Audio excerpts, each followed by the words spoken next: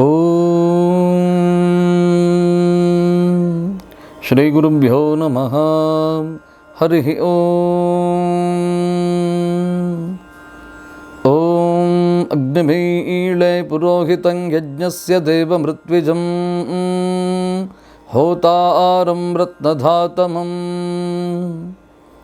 ಯೋಂತಃ ಪ್ರವಿಶ್ಯ ಮಮ ವಾಚಮಿಮಾಂ ಪ್ರಸುಪ್ತಾಂ ಸಂಜೀವಯತ್ಯಖಿಲಶಕ್ತಿಧರಸ್ವಧಾಮ್ನಾಂ ಅನ್ಯಾಂಶ್ಚ ಹಸ್ತಚರಣಶ್ರವಣತ್ವಗಾದೀನ್ ಪ್ರಾಣಾನ್ನಮೋ ಭಗವತೆ ಪುರುಷಾಯ ತುಭ್ಯಂ. ಪ್ರಾಣಾನ್ನಮೋ ಭಗವತೆ ಪುರುಷಾಯ ತಸ್ಮೈ. ಎಲ್ರಿಗೂ ನಮಸ್ಕಾರ. ಋಗ್ವೇದ ಒಂದು ಉಪಕ್ರಮ, ಹಾಗೆ ಸ್ವೀಕಾರ ಮಾಡ್ತಾ ಇದ್ದೇವೆ ನಾವು. ವೇದೋಪಕ್ರಮದಲ್ಲಿ ಯಾವ ವಿಧಾನದಲ್ಲಿ ಬ್ರಾಹ್ಮಣನು ತನ್ನನ್ನು ತಾನು ತೊಡಗಿಸಿಕೊಳ್ಳಬೇಕು ಎನ್ನುವ ವಿಚಾರದಲ್ಲಿ ಕೆಲವೊಂದಿಷ್ಟು ವಿಚಾರಗಳನ್ನು ಮನನ ಮಾಡಿಕೊಂಡಿದ್ದೇವೆ, ತಿಳ್ಕೊಂಡಿದ್ದೇವೆ. ಅನೇಕ ಶ್ರೋತೃಗಳ ಅಪೇಕ್ಷೆಯಂತೆ ಮಂತ್ರ ಮತ್ತು ಮಂತ್ರದ ವಿನಿಯೋಗ ಧರ್ಮವನ್ನು ಅವಲೋಕನ ಮಾಡೋಣ. ಆಧಾರವಾಗಿ ಅನೇಕ ಗ್ರಂಥಗಳು ಕೂಡ ನಮಗೆ ಉಪಲಭ್ಯವಿವೆ. ಋಗ್ವೇದ ಎನ್ನುವಂತಹ ಒಂದು ವಿಸ್ತಾರವಾದಂತಹ ಗ್ರಂಥವನ್ನು ಭೂಮಿಕೆಯಾಗಿ ಪಡೆದುಕೊಂಡಿರುವಂತಹ ನಾವು ಅದರ ಆರಂಭದ ಮಂತ್ರದಿಂದಲೇ ಉಪಾಸನಾ ವೈಶಿಷ್ಟ್ಯಗಳನ್ನು ಕಾಣುತ್ತೇವೆ. ಅಗ್ನಿಯನ್ನು ಉಪಾಸನೆ ಮಾಡುವಂತಹ ಮಂತ್ರಗಳು ಮೊದಲನೆಯ ಅನುವಾಕದಲ್ಲಿ ನಮಗೆ ಸಿಗ್ತಾ ಇವೆ. ಈಗಾಗಲೇ ಆರಂಭದಲ್ಲಿ ಉಲ್ಲೇಖ ಮಾಡಿಯಾಗಿದೆ. ಅಗ್ನಿಮೀಳೆ ಪುರೋಹಿತಂ ಯಜ್ಞಸ್ಯ ದೇವಮೃತ್ವಿಜಂ ಹೋತಾರಂ ರತ್ನಧಾತಮಂ. ಒಂದು ಸಣ್ಣ ವಿಮರ್ಶೆಗೆ ಬರೋಣ, ಪರಾಮರ್ಶನಕ್ಕೆ ಬರೋಣ. ಈ ಮಂತ್ರ ನಾದೋಪಾಸನೆಗಾಗಿ ಇರುವಂಥದ್ದು. ಕೇವಲ ಯಜ್ಞದಲ್ಲಿ ಆಹುತಿ ಕೊಡುವುದಕ್ಕೆ ಬೇಕಾಗಿ ಮಾತ್ರ ಸ್ವಾಹಾಕಾರದ ಜೊತೆಯಲ್ಲಿ ವಿನಿಯೋಗ ಮಾಡುವಂತಹ ಮಂತ್ರಗಳು ಅಂತ ತಿಳ್ಕೊಳ್ಬೇಕಾಗಿಲ್ಲ. ಮಂತ್ರದಿಂದಲೇ ಧ್ಯಾನ, ಮಂತ್ರದಿಂದಲೇ ಯಜ್ಞ, ಮಂತ್ರದಿಂದಲೇ ಎಲ್ಲವೂ ಕೂಡ. ಹಾಗಿದ್ರೆ ಮಂತ್ರ ಅಂದ್ರೇನು? ಮನನಂ ಮಂತ್ರಮಿತ್ಯಾಹುಃ ತ್ರಾಯತೆ ಪಾಪ ಸಂಕುಲಾತ್. ಮನನ ತ್ರಾಣ ಸಂಯೋಗಾತ್ ಮಂತ್ರ ಇತ್ಯಭಿಧೀಯತೆ. ಮಂತ್ರ ಅಕ್ಷರಗಳನ್ನು ವಿಭಾಗ ಮಾಡೋಣ. ಮ ಅನುಸ್ವಾರಯುಕ್ತವಾದದ್ದು, ಮತ್ತೊಂದು ತ್ರ. ಈ ಎರಡೂ ಅಕ್ಷರಗಳನ್ನು ಆರಂಭವನ್ನಾಗಿರಿಸಿಕೊಂಡು ನಿಷ್ಪತ್ತಿಯನ್ನು ಉಲ್ಲೇಖಿಸುವಾಗ ಶಾಸ್ತ್ರಜ್ಞರು ನಮಗೆ ಒಂದು ಸ್ಪಷ್ಟವಾದಂತಹ ನಿರ್ಧಾರವನ್ನು ಘೋಷಣೆ ಮಾಡಿದರು. ಮನನಂ ಮಂತ್ರಮಿತ್ಯಾಹುಃ. ಮನನವೇ ಮಂತ್ರ. ಮನನ ಅಂದ್ರೇನು? ಶ್ರವಣ, ಮನನ, ನಿಧಿಧ್ಯಾಸನ ಎನ್ನುವಂತಹ 3 ವಿಧಾನ ಇದೆಯಲ್ಲ. ಶ್ರವಣ, ನಾವು ಮತ್ತೊಬ್ಬರು ಹೇಳ್ತಾ ಇರುವಾಗ ಅದನ್ನು ಶ್ರದ್ಧೆಯಿಂದ ಕೇಳಿಸಿಕೊಳ್ಳೋದು. ಈ ಶ್ರವಣವೂ ಕೂಡ ಶ್ರದ್ಧಾಯುಕ್ತವಾದಂತಹ ಕರ್ಮವಾಗಬೇಕು. ಗುರುಗಳು ಬೋಧನೆ ಮಾಡುವಾಗ ಶಿಷ್ಯನು ಕೇಳುವಂತಹ ವಿಧಾನ ಹೇಗೆ ಕೇಳಬೇಕು ಎನ್ನುವುದನ್ನು ನಿರ್ಧರಿಸಿಕೊಂಡಿರುತ್ತದೆ. ನಾವು ಹೇಗೆಲ್ಲ ಕೇಳಬಹುದು ಈ ಕಾಲದಲ್ಲಿ. ಉದಾಹರಣೆಗೆ ಹೇಳೋದಿದ್ದರೆ, ಕಿವಿಗೆ 2 ಯಂತ್ರವನ್ನು ತಗಲಿಸಿಕೊಂಡು ಕೂಡ ನಾವು ಕೇಳುತ್ತೇವೆ. ಅದನ್ನು ಆ ಯಂತ್ರರೂಪಿಯಾದಂತಹ ಒಂದು ವಸ್ತು ಕಿವಿಯಲ್ಲಿ ಶ್ರವಣ ಸಾಧನವಾಗಿ ಏನೇನೋ ಗುನುಗುತ್ತಾ ಇರ್ತದೆ. ನಮ್ಮ ಕಣ್ಣು ಮತ್ತೇನೋ ನೋಡ್ತಾ ಇರ್ತದೆ. ಕೈಕಾಲುಗಳು ಇನ್ನೇನೋ ಮಾಡ್ತಾ ಇರ್ತವೆ. ಬಾಯಿಯಲ್ಲಿ ಏನು ಬರ್ತದೋ, ಮನಸ್ಸಿನಲ್ಲಿ ಏನು ನಡೀತದೋ ನಮಗೆ ಮಾತ್ರ ಗೊತ್ತಿರಬೇಕು. ಬೇರೆಯವರು ನಿರ್ಧಾರ ಮಾಡಲಿಕ್ಕೆ ಆಗೋದಿಲ್ಲ. ಆ ಹೀಗೆಲ್ಲ ವೈಪರೀತ್ಯಗಳು ನಡೀತಾ ಇರುವಾಗಲೂ ಕೂಡ ಇದನ್ನು ಶ್ರವಣ ಅಂತಲೇ ನಾವು ಹೇಳ್ತೇವೆ, ಗ್ರಹಿಸ್ತೇವೆ. ಈ ಕಾಲಕ್ಕೆ ಬೇಕಾಗಿ ಇನ್ನೊಂದು ಸ್ಪಷ್ಟ ವಿಧಾನವನ್ನು ಉಲ್ಲೇಖ ಮಾಡಬಹುದು. ಉದಾಹರಣೆಯಾಗಿ ಎಲ್ಲದೂ ಆನ್ಲೈನ್, ನಾವೀಗ ಮಾಡ್ತಾ ಇರೋದು ಅದೇ. ಈ ಆನ್ಲೈನ್ ಮೂಲಕವಾಗಿ ಏನು ಬರ್ತದೋ ಪಾಠ, ಪ್ರವಚನ, ತರಗತಿಗಳು ಎಲ್ಲ ಆಟ ಆಡಲಿಕ್ಕೆ ಒಂದು ಆಗೋದಿಲ್ಲ. ಆನ್ಲೈನಲ್ಲಿ ಗೇಮ್ಸ್ ಇದೆ, ಆದರೆ ಶರೀರಕ್ಕಲ್ಲ. ಅದು ಆಟ ಅಂತ ಹೇಳಿದರೆ ಬರೇ ಮನಸ್ಸಿಗೆ ಸಂಬಂಧಿಸಿದ್ದಲ್ಲ, ಶರೀರಕ್ಕೂ ಸಂಬಂಧಿಸಿದ್ದು. ಇನ್ನೊಂದು ಅರ್ಥದಲ್ಲಿ ಬರೋದಿದ್ದರೆ ಶಿಕ್ಷಣ. ನಾವು ಒಂದು ಮಾತಿಗೆ ತೊಡಗಾಗಿದೆ, ಏನು, ಕ್ಷಣ ಕ್ಷಣ ಶಿಕ್ಷಣವೇ ಹೊರತು ಶಿಕ್ಷೆ ಶಿಕ್ಷಣ ಅಲ್ಲ ಅಂತ. ಶಿಕ್ಷೆಯಿಂದಲೂ ಶಿಕ್ಷಣ ಇದೆ. ಅನುಕ್ಷಣ, ಕ್ಷಣ ಕ್ಷಣ ಅದು ಶಿಕ್ಷಣವಾಗಬೇಕು. ಹಾಗಿದ್ದರೆ ಈ ಶ್ರವಣ ಅನ್ನೋದು ಯಾಂತ್ರಿಕವಾಗಲ್ಲ, ತಾಂತ್ರಿಕವಾಗಿ ಆಗಬೇಕು.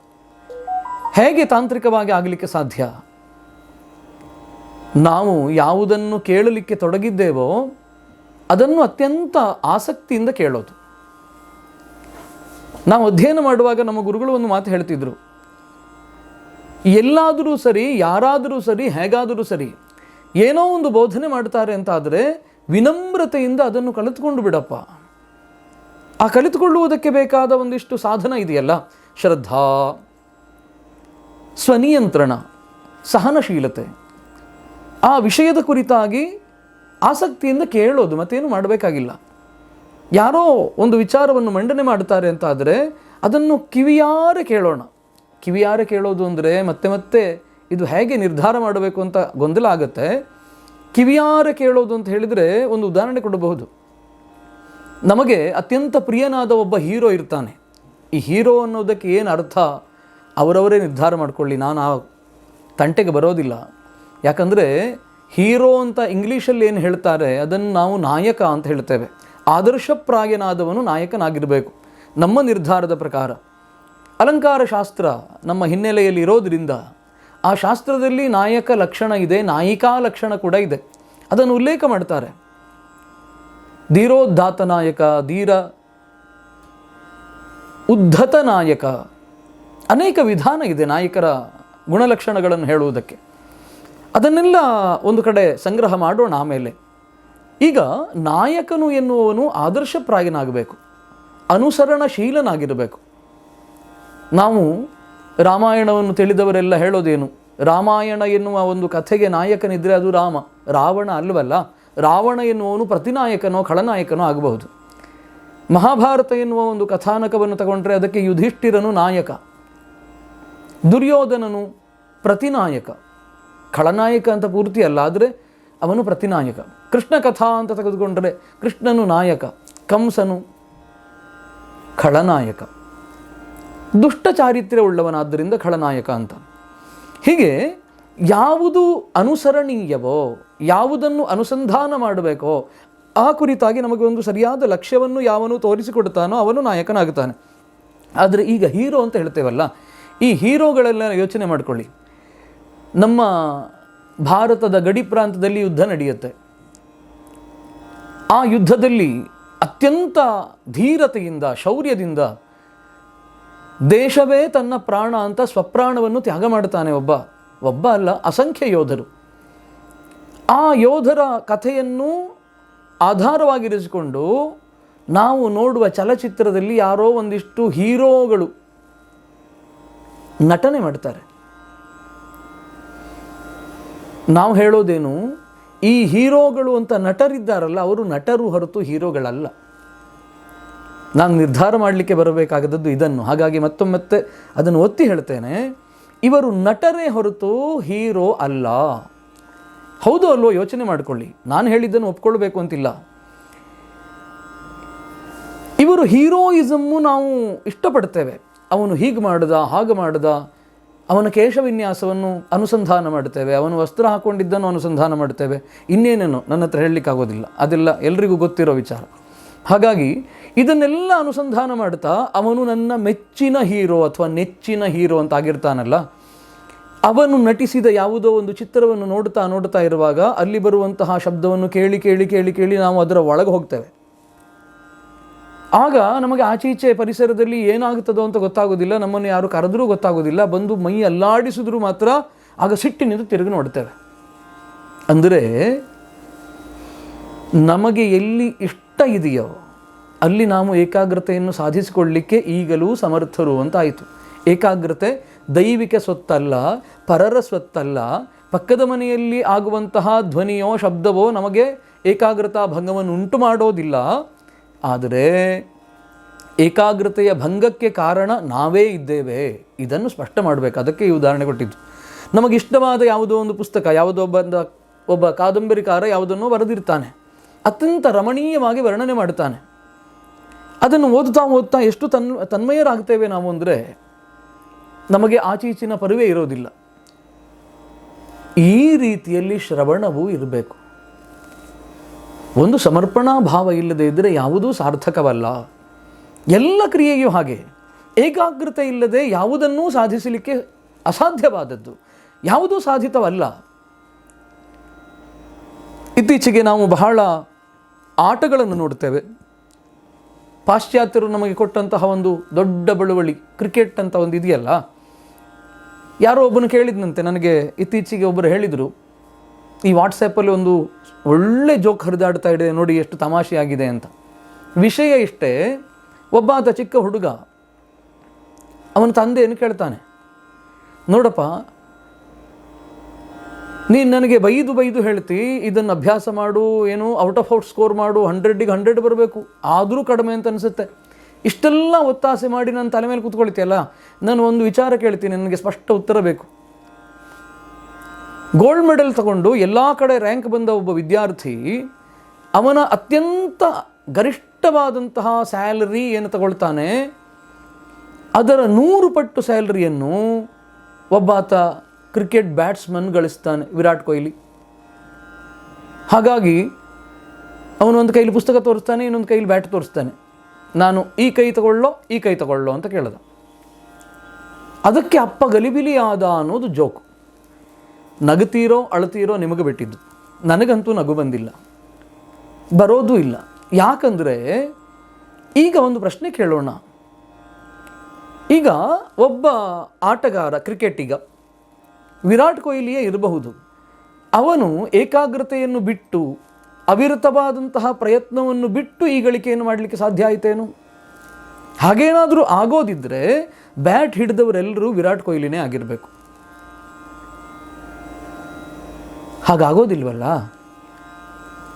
ಅವನು ವಿರಾಟ್ ಕೊಹ್ಲಿ ಅಂತ ಅವನ ವಿರಾಟ್ ರೂಪವನ್ನು ಎಷ್ಟು ಸಾರಿ ಆ ಕ್ರೀಡಾಂಗಣದಲ್ಲಿ ತೋರಿಸಿದ್ದಾನೆ.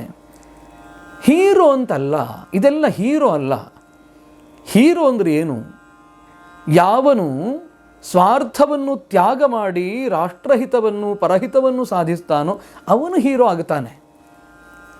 ಈ ಬ್ಯಾಟ್ ಹಿಡ್ಕೊಂಡಂತಹ ಕೊಹ್ಲಿಗೆ 1 ವರ್ಷ ನಿನಗೆ ಸಂಭಾವನೆ ಕೊಡೋದಿಲ್ಲ, ನೀನು ಪ್ರತಿನಿತ್ಯವೂ ನನಗೋಸ್ಕರ ಆಟ ಆಡಬೇಕು ಅಂತ ಆದರೆ ಆಡಲಿಕ್ಕೆ ಸಾಧ್ಯ ಏನು? ಗಡಿಯಲ್ಲಿ ನಮ್ಮನ್ನು ಕಾಯುವಂತಹ ಒಬ್ಬ ಯೋಧ ತಾನು ಸತ್ತರೆ ತನ್ನ ಕುಟುಂಬಕ್ಕೇನು ಅಂತ ಯೋಚನೆ ಮಾಡಲಿಕ್ಕೆ ಪ್ರಾರಂಭ ಮಾಡಿದರೆ ಅವನು ತನ್ನ ಪ್ರಾಣ ತ್ಯಾಗ ಮಾಡೋದಿಲ್ಲ, ಅವನು ಆ ಯುದ್ಧ ಕ್ಷೇತ್ರವನ್ನೇ ತ್ಯಾಗ ಮಾಡ್ತಾನೆ.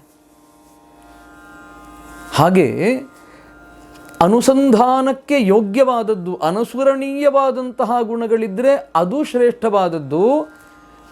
ಆ ಗುಣ ಇದ್ದವನನ್ನು ನಾಯಕ ಅಂತ ಕರೀಬೇಕು ನಾವು. ಇಷ್ಟೆಲ್ಲ ಬಂದಿದ್ದು ಯಾಕೆ? ಏಕಾಗ್ರತೆಯ ಕುರಿತಾಗಿ.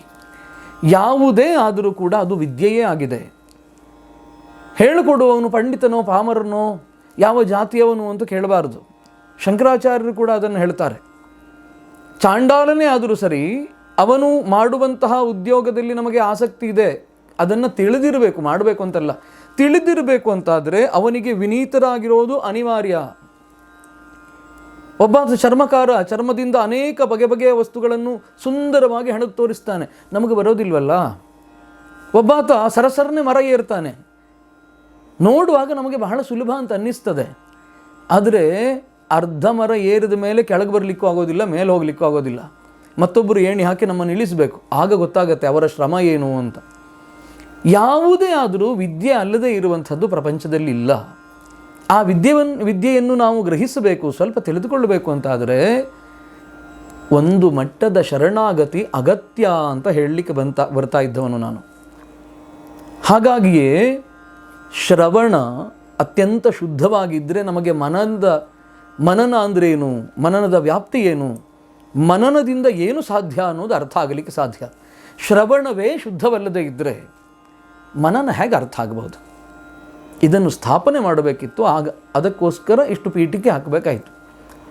ಈಗ ಮನನಂ ಮಂತ್ರಮಿತ್ಯಾಹು, ಯಾವುದನ್ನು ಅವಿರತವಾಗಿ ಮನನ ಮಾಡ್ತಾ ಇರ್ತೇವೋ, ಮನನ ಮಾಡಲಿಕ್ಕೆ ಯೋಗ್ಯವಾದದ್ದೋ, ನಾನು ಶಾಲೆಗೆ ಹೋಗುತ್ತೇನೆ ಅನ್ನೋದನ್ನು ಮನನ ಮಾಡಿದರೆ ಏನು ಸಿಗುತ್ತದೆ? ನಾನು ಇವತ್ತು ಕಬ್ಬಿನ ಹಾಲು ಕುಡಿತೇನೆ ಅನ್ನೋದನ್ನು ಮನನ ಮಾಡಿದರೆ ಏನು ಲಾಭ? ಮನನ ಮಾಡಲಿಕ್ಕಿಲ್ಲ, ಹೋಗೋದು ಕಬ್ಬಿನ ಹಾಲು ಕುಡಿಯೋದಷ್ಟೇ. ಅವನು ಕೊಟ್ಟರೆ, ನಮ್ಮಲ್ಲಿ ಕಾಸಿದ್ದರೆ. ಅದೆರಡೂ ಇಲ್ಲದೆ ಇದ್ದರೆ ಅವನು ಕೊಡೋದಿಲ್ಲ, ನಾವು ಕುಡಿಯೋದಿಲ್ಲ. ಹಾಗಾಗಿ ಲೌಕಿಕ ವಾಕ್ಯಗಳನ್ನು ಮನನ ಮಾಡಿದ್ರಿಂದ ಏನೂ ಸಾಧಿತವಾಗೋದಿಲ್ಲ. ಹಾಗಿದ್ದರೆ ಮನನಕ್ಕೆ ಯೋಗ್ಯವಾದದ್ದು ಯಾವುದು ಅನ್ನೋದನ್ನು ತಿಳಿದುಕೊಳ್ಳಬೇಕು. ಅಗ್ನಿಮೀಳೆ ಪುರೋಹಿತಂ, ಮನನಕ್ಕೆ ಯೋಗ್ಯವಾದದ್ದು ಹೌದೋ ಅಲ್ವೋ, ಯಾರು ಮನನ ಮಾಡಬೇಕೋ ಅವರು ತಿಳ್ಕೊಳ್ಬೇಕು, ನಾನು ಹೇಳೋದಲ್ಲ. ಈ ಅಗ್ನಿಮೀಳೆ ಅನ್ನೋದು ಮನನಕ್ಕೆ ಯೋಗ್ಯವಾದದ್ದು ಅನ್ನುವುದನ್ನು ಆಧಾರವಾಗಿರಿಸಿಕೊಂಡು ಒಪ್ಪಿಕೊಳ್ಳುತ್ತಾ ನಮಗೆ ನಮ್ಮ ಪೂರ್ವಜರು ಋಷಿ ಮುನಿಗಳೆಲ್ಲ ಈ ಭೂಮಿಕೆಯನ್ನು ಕೊಟ್ಟಿದ್ದಾರೆ.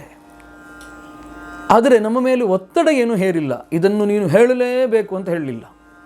ಯಾಕಂದರೆ ಅವ್ರಿಗೆ ಗೊತ್ತು, ಹೀಗೆ ಹೇಳಿದರೆ ನಾವು ಮುಂದಿನ ತಲೆಮಾರಿನವರು ಕೇಳೋದಿಲ್ಲ ಅಂತ. ಹಾಗಾಗಿ ಮತ್ತೆ ಮತ್ತೆ ಅದನ್ನು ಒತ್ತಿ ಹೇಳಬೇಕೇನು, ಧರ್ಮವನ್ನು ಉಪದೇಶ ಮಾಡಲಾಗುತ್ತದೆ ಹೊರತು ಆದೇಶವಲ್ಲ. ಹೀಗಿದೆಯಪ್ಪ, ಇದು ಸರಿಯಾದ ಉಪಕ್ರಮ. ನಾವು ಏನೇ ಮಾಡಿದರೂ ಕೂಡ, ವಿಜ್ಞಾನದಿಂದ ಎಷ್ಟು ವಿಸ್ತಾರವಾಗಿ ಬೆಳಕೊಂಡ್ರೂ ಕೂಡ ಉಸಿರಾಟಕ್ಕೆ ಮೂಗೇ ಬೇಕು ಹೊರತು ಬೇರೆ ಏನು ಮಾಡಲಿಕ್ಕಾಗೋದಿಲ್ಲ. ಕೇಳುವುದಕ್ಕೆ ಕಿವಿ ಹೊರತು ಬೇರೆ ಏನು ಮಾಡಲಿಕ್ಕಾಗೋದಿಲ್ಲ. ಸವಿ ನೋಡುವುದಕ್ಕೆ ನಾಲಿಗೆ ಹೊರತು ಬೇರೆ ಇಂದ್ರಿಯ ಇಲ್ಲ. ನೋಟಕ್ಕೆ ಕಣ್ಣಿನ ಹೊರತು ಬೇರೆ ಇಂದ್ರಿಯ ಸಿಗೋದಿಲ್ಲ. ವಿಜ್ಞಾನ ನಿಷ್ಕರ್ಷೆ ಮಾಡಿ ಹೇಳಿದರೆ ಮಾವಿನ ಹಣ್ಣಿನಲ್ಲಿ ಇಷ್ಟಿಷ್ಟು ಅಂಶ ಈ ರೀತಿಯ ಆ್ಯಸಿಡ್ಗಳಿವೆ ಅಂತ ಹೇಳಿದರೂ ಕೂಡ ಆ ಆ್ಯಸಿಡ್ಗಳನ್ನು ಅದೇ ಪ್ರಮಾಣದಲ್ಲಿ ಕೊಟ್ಟರೆ ಮಾವಿನ ಹಣ್ಣನ್ನು ಸಿದ್ಧ ಮಾಡಲಿಕ್ಕೆ ಯಾವ ವಿಜ್ಞಾನಿಯೂ ಸಮರ್ಥನಾಗೋದಿಲ್ಲ.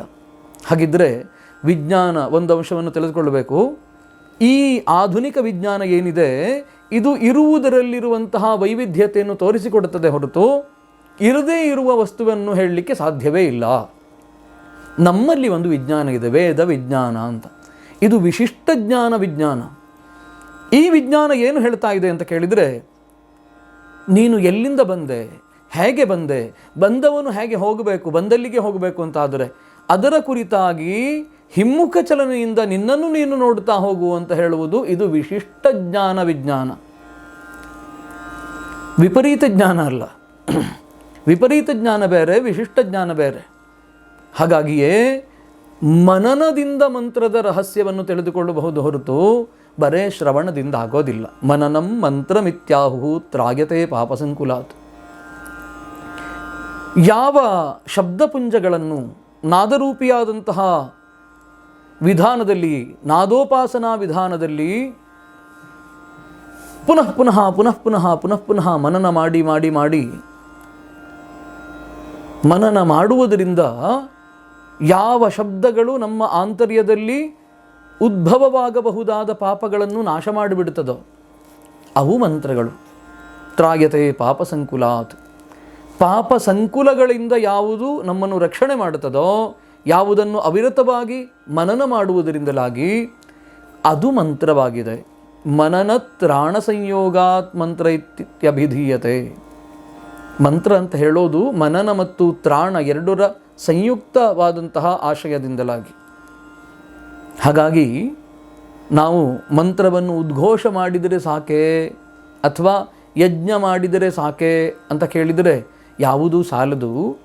ಆ ಮಂತ್ರದ ಆಂತರ್ಯವನ್ನು ತಿಳಿದುಕೊಳ್ಳುವಂತಹ ಪ್ರಯತ್ನ ಮಾಡಿದರೆ ಮಾತ್ರ ಮಂತ್ರವು ಸಾರ್ಥಕವಾಗುತ್ತದೆ.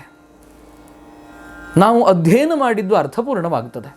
ಅದಲ್ಲದೆ ಇದ್ರೇನು, ಪುಸ್ತಕದಲ್ಲಿ ಬರೆದಿರುವಂತಹ ಅಗ್ನಿಮೀಳೆ ಎನ್ನುವಂತಹ ಮಂತ್ರವನ್ನು ನಾನು ಉರು ಹೊಡೆದು ತಲೆಗೆ ತಂದುಕೊಂಡೆ.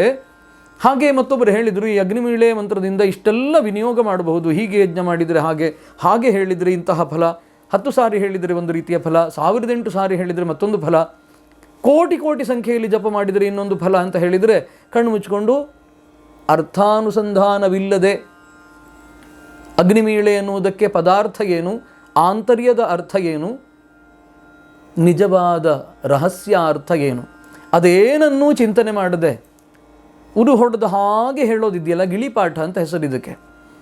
ಹಾಗೆ ಉರು ಹೊಡೆದು ಯಜ್ಞ ಮಾಡಿ ಸಾಧನೆ ಮಾಡಿದ್ದೇನು ಅಂತ ಕೇಳಿದರೆ ಜೇಬು ತುಂಬಿಸಿಕೊಂಡಿದ್ದು ಹೊರತು ತನ್ನ ಆಂತರ್ಯದಲ್ಲಿರುವಂತಹ ಆತ್ಮನನ್ನು ತೃಪ್ತಿಪಡಿಸಲಿಕ್ಕೆ ಆಗೋದಿಲ್ಲ.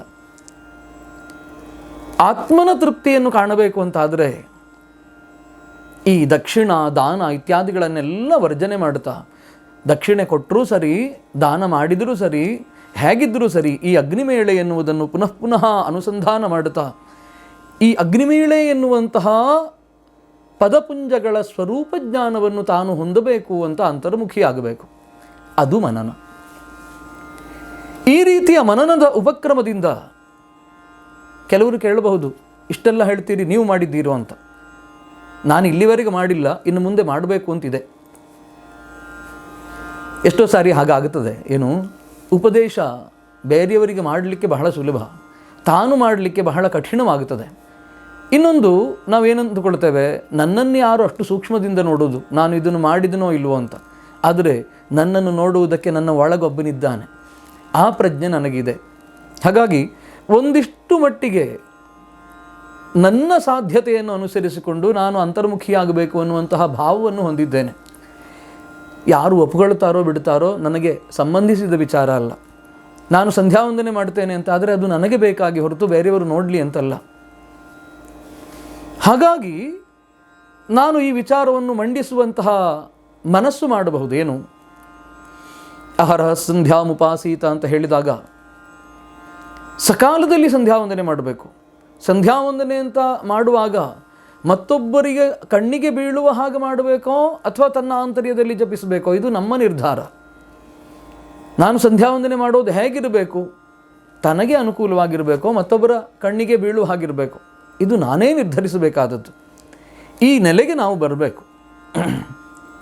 ನಾವು ಸ್ವಲ್ಪ ಪಕ್ವವಾಗಿ ಮಾಗುವ ಹೊತ್ತಿಗಾದರೂ ಕೂಡ ಈ ಮಂತ್ರಗಳಲ್ಲಿ ಕೆಲವಷ್ಟು ಮಂತ್ರಗಳನ್ನು ತನ್ನ ಆತ್ಮೋನ್ನತಿಗಾಗಿ ಅನುಸಂಧಾನ ಮಾಡಿ ಮನನ ಮಾಡ್ತಾನೆ ಅಂತಾದರೆ ಈ ಮಂತ್ರ ಅವರನ್ನು ಹೇಗೆ ರಕ್ಷಿಸ್ತದೆ, ಅನುಭವದಿಂದ ವೇದ್ಯ, ಅನುಭವದಿಂದ ಕಂಡುಕೊಳ್ಳಬೇಕು. ಯಾರೋ ಹೇಳಿದ್ರಿಂದಲ್ಲ. ನಾಯಮಾತ್ಮ ಪ್ರವಚನೇನ ಲಭ್ಯ, ವೇದಾಂತ ಶಾಸ್ತ್ರ ಸ್ಪಷ್ಟವಾಗಿ ಹೇಳ್ತಾ ಇದೆ. ಆತ್ಮ ಸಾಕ್ಷಾತ್ಕಾರ ಪ್ರವಚನದಿಂದ ಆಗೋದಿಲ್ಲ. ಆದರೆ ತೈತರೀಯ ಉಪನಿಷತ್ತಲ್ಲಿ ಒಂದು ಮಾತು ಬರ್ತದೆ, ಏನು, ಸ್ವಾಧ್ಯಾಯ ಪ್ರವಚನಾಭ್ಯಾಂ ನ ಪ್ರಮದಿತವ್ಯಂ. ಸ್ವಾಧ್ಯಾಯವನ್ನೂ ಪ್ರವಚನವನ್ನೂ ಪ್ರಮಾದದಿಂದಲಾದರೂ ತಪ್ಪಿಸಿಕೊಳ್ಳಬಾರದು. ಸ್ವಾಧ್ಯಾಯ ಇಲ್ಲದೆ ಪ್ರವಚನ ಸಲ್ಲ, ಅದನ್ನು ತಿಳ್ಕೊಳ್ಳಬೇಕು. ಪ್ರವಚನಕ್ಕಾಗಿ ಪ್ರವಚನ ಅಲ್ಲ, ಪ್ರಕೃಷ್ಟೋಯಂ ವಚನ, ಅದು ಆಗಬೇಕು ಅಂದರೆ ಅತ್ಯಂತ ಸುಬದ್ಧವಾದಂತಹ ಸಂಗತವಾದಂತಹ ವಚನವು ನಿರ್ವಚನವಾಗಬೇಕು ಅಂತಾದರೆ ಸ್ವಾಧ್ಯಾಯ ಇಲ್ಲದೆ ಸಾಧ್ಯ ಇಲ್ಲ. ಸ್ವಾಧ್ಯಾಯ ತನ್ನ ಉತ್ಕರ್ಷಕ್ಕಾಗಿರಬೇಕು ಹೊರತು ಆಡಂಬರಕ್ಕಾಗಿ ಅಲ್ಲ, ಆಡಂಬಲಕ್ಕಾಗಿಯೂ ಅಲ್ಲ. ಹಾಗೆ ಶುದ್ಧವಾದಂತಹ ಸ್ವಾಧ್ಯಾಯ ಪ್ರವಚನದ ಶುದ್ಧಿಯನ್ನು ಮಾಡುತ್ತದೆ. ಅದಕ್ಕಾಗಿ ಸ್ವಾಧ್ಯಾಯ ಪ್ರವಚನಾಭ್ಯಾಂ ನ ಪ್ರಮದಿತವ್ಯಂ ಅನ್ನುವಂತಹ ಉಪನಿಷತ್ ವಾಕ್ಯ ಏನಿದೆ, ಗುರುಗಳು ಶಿಷ್ಯನಿಗೆ ಉಪದೇಶ ಮಾಡುತ್ತಾ ಹೇಳುವಂತಹ ಮಾತೇನಿದೆ, ಅದನ್ನು ಅನುಸಂಧಾನ ಮಾಡಿದರೆ ಈ ಎಲ್ಲ ವಿಚಾರಗಳನ್ನು ನಾವು ಪರಾಮರ್ಶೆ ಮಾಡಬಹುದು. ಆದರೆ ಕೇವಲ ಪ್ರವಚನವನ್ನು ಮಾಡುವುದರಿಂದಲೋ ಪ್ರವಚನವನ್ನು ಕೇಳುವುದರಿಂದಲೋ ಆತ್ಮ ಸಾಕ್ಷಾತ್ಕಾರ ಆಗೋದಿಲ್ಲ. ಅದನ್ನು ಮರಿಬಾರದು. ಹಾಗಿದ್ದ ಮೇಲೆ ಮನನ ಎನ್ನುವುದು ಅಂತರಿಂದ್ರಿಯದ ಮೂಲಕವಾಗಿ ಆಗುವಂಥದ್ದೇ ಹೊರತು ಬಹಿರಿಂದ್ರಿಯ ಪ್ರತ್ಯಕ್ಷವಲ್ಲ, ಹೊರನೋಟಕ್ಕೆ ಕಾಣುವಂಥದ್ದಲ್ಲ. ಮನನಂ ಮಂತ್ರಮಿತ್ಯಾಹು ತ್ರಾಯತೆ ಪಾಪ ಸಂಕುಲಾತ್. ಪಾಪ ಸಂಕುಲಗಳಿಂದ ನಮ್ಮನ್ನು ರಕ್ಷಣೆ ಮಾಡುತ್ತದೆ ಅಂತಾದರೆ ಪಾಪದ ಉತ್ಪತ್ತಿ ನಮಗೆ ಗೊತ್ತಿಲ್ಲದೆ ಆಗುತ್ತದೆ. ಎಷ್ಟೋ ಸಾರಿ ನಾವು ಪಾಪದ ಮಾತುಗಳನ್ನು ಆಡ್ತೇವೆ. ಆಡುವುದಕ್ಕಿಂತ ಮೊದಲು ಮನಸ್ಸಲ್ಲಿ ಯೋಚನೆ ಮಾಡಬೇಕಲ್ಲ. ತ್ರಿಕರಣಪೂರ್ವಕವಾದಂತಹ ಕರ್ಮ ಅಂತ ಹೇಳ್ತೇವೆ. ಮನೋವಾಕ್ ಕರ್ಮ, ಮನಸಾ ಚಿಂತನ, ವಚಸಾ ವಾಚನ, ಆಮೇಲೆ ಕಾಯೇನ ಕರ್ಮ ಅಂತ, ಶರೀರದಿಂದ ಕರ್ಮ. ಈ ಮೂರೂ ಇರಬೇಕು, ಮೂರೂ ಇರುತ್ತೆ. ಹಾಗಿದ್ದ ಮೇಲೆ ಪಾಪ ಆಂತರ್ಯದಲ್ಲಿ ಮನಸ ಉಂಟಾದದ್ದು ಬೇರೆಯವರಿಗೆ ಅರ್ಥ ಆಗೋದಿಲ್ಲ. ಇವನು ಪಾಪಿಯೋ ಅಪಾಪಿಯೋ ಅಂತ ಗೊತ್ತಾಗೋದು ಅವನಿಗೆ ಮಾತ್ರ. ಮತ್ತೊಬ್ಬನಿಗೆ ಗೊತ್ತಾಗ್ತದೆ ಅಂತ ಆದರೆ ಇವನು ಮಾತಾಡಿದ್ದಾನೆ ಅಂತ ಅರ್ಥ. ಎಲ್ಲರಿಗೂ ಗೊತ್ತಾಗಬೇಕು ಅಂತ ಆದರೆ ಅವನು ಮಾಡಿದ್ದಾನೆ ಅಂತ ಅರ್ಥ. ಈ ಶರೀರದಿಂದ ಉಂಟಾಗುವಂತಹ ಕ್ರಿಯೆಯ ಹಿನ್ನೆಲೆ ಏನು? ಒಂದು ಮಾತು, ಅದಕ್ಕಿಂತಲೂ ಹಿಂದೆ ಯೋಚನೆ. ಅದು ಮನಸಾ ನಡೆಯುವಂಥದ್ದು. ಈ ಮನಸಾ ನಡೆಯುವಂತಹ ಪಾಪವನ್ನು ಬೇರೆಯವರು ತಿಳಿಲಿಕ್ಕೆ ಸಾಧ್ಯ ಇಲ್ಲ. ಆದರೆ ಅವನು ತಿಳಿಯೋದನ್ನು ತಪ್ಪಿಸಲಿಕ್ಕೂ ಆಗೋದಿಲ್ಲ. ಅದಕ್ಕೆ ಮನನ ಅಷ್ಟು ಮುಖ್ಯವಾಗುತ್ತದೆ. ಮನನ ಶುದ್ಧವಾಗಿದೆ ಅಂತಾದರೆ, ಯಾವುದು ಶ್ರೇಷ್ಠವಾದಂತಹ ಶಬ್ದವೋ ಅದನ್ನು ಮನನ ಮಾಡುವುದರಿಂದ ಮನೋಗತವಾದಂತಹ ಪಾಪವು ನಾಶವಾಗುತ್ತದೆ ಅಂತ ಆದರೆ ಮಾತಿನಿಂದ ಹೇಗೆ ಬರಲಿಕ್ಕೆ ಸಾಧ್ಯ? ಕ್ರಿಯೆಯಿಂದ ಹೇಗೆ ಆಗಲಿಕ್ಕೆ ಸಾಧ್ಯ? ಇದನ್ನು ಸಾಧಿಸುವುದಕ್ಕೋಸ್ಕರವೇ ಈ ಮಂತ್ರಗಳ ಅನುಸಂಧಾನ ಉಂಟಾದದ್ದು. ಅಗ್ನಿಮೀಳೆ ಪುರೋಹಿತಂ ಯಜ್ಞಸ್ಯ ದೇವ ಮೃತ್ವಿಜಂ ಹೋತಾರಂ ರತ್ನಧಾತಮಂ ಶತ್ರು ನಿಗ್ರಹ ಮಂತ್ರ ಅಂತ ಹೇಳಿದರು. ಈಗ ಇಷ್ಟು ಹೇಳಿದ ಮೇಲೆ ಅರ್ಥ ಆಗಿರಬೇಕು, ಶತ್ರುಗಳು ಹೊರಗಿರೋದಿಲ್ಲ, ಒಳಗಿದ್ದಾರೆ ಅಂತ. ಹೊರಗಿದ್ದ ಶತ್ರುಗಳನ್ನು ನಿರಾಯಾಸವಾಗಿ ನಾವು ಜಯಿಸಬಲ್ಲೆವು. ಆದರೆ ಒಳಗಿರುವ ಶತ್ರುಗಳನ್ನು ಜಯಿಸೋದು ಕಷ್ಟ ಸಾಧ್ಯ, ದುಸ್ಸಾಧ್ಯ ಅಥವಾ ಅಸಾಧ್ಯ. ನಾವು ಸ್ವಲ್ಪ ಎಡವಿದರೂ ಕೂಡ ಅಸಾಧ್ಯ ಶೂರರಾಗಿ ಒಳಗಿದ್ದ ಶತ್ರುಗಳು ವಿಜೃಂಭಿಸ್ತಾರೆ. 6 ಶತ್ರುಗಳು ಅಂತ ಎಲ್ರಿಗೂ ಗೊತ್ತು, ನಾನೇನು ವ್ಯಾಖ್ಯಾನ ಮಾಡಬೇಕಾಗಿಲ್ಲ. ಕಾಮಕ್ರೋಧಾದಿಗಳು 6 ರೂಪದಲ್ಲಿ ಒಳಗಿವೆ, ನಮ್ಮ ಶರೀರದ ಒಳಗೆ ಕುಳಿತುಕೊಂಡಿವೆ. ಶತ್ರು ನಿಗ್ರಹ ಅಂತ ಮಾಡುವಾಗ ನಮ್ಮನ್ನು ನಾವು ನಿಗ್ರಹಿಸಿದೆ ಬೇರೆಯವರನ್ನು ನಿಗ್ರಹಿಸೋದು ದುಸ್ಸಾಧ್ಯವಾಗುತ್ತದೆ. ಹೀಗೆ ಹೇಳ್ತಾ ಈ ಹೊತ್ತಿನ ಮಾತುಗಳನ್ನು ಭಗವಂತನ ಚರಣಾರವಿಂದದಲ್ಲಿ ಸಮರ್ಪಣೆ ಮಾಡೋಣ. ಮತ್ತೊಮ್ಮೆ ಅದೇ ಅಗ್ನಿದೇವತಾಕ ಮಂತ್ರವನ್ನು ಅನುಸಂಧಾನ ಮಾಡುತ್ತಾ ಮಂಗಳಾಶಂಸನೆ ಮಾಡೋಣ. ಓಂ ಅಗ್ನಿಮೀಳೆ ಪುರೋಹಿತಂ ಯಜ್ಞಸ್ಯ ದೇವ ಮೃತ್ವಿಜಂ ಹೋತಾರಂ ರತ್ನಧಾತಮಂ. ನಮೋ ನಮಃ. ಧನ್ಯವಾದಗಳು.